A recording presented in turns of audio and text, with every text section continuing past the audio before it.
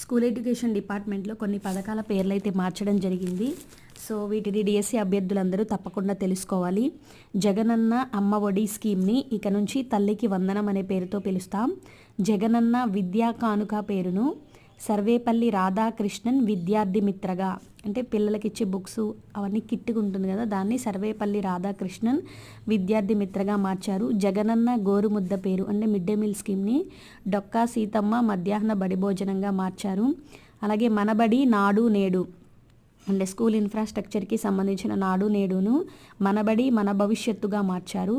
స్వేచ్ఛా పథకం పేరును బాలికా రక్షగా మార్చారు.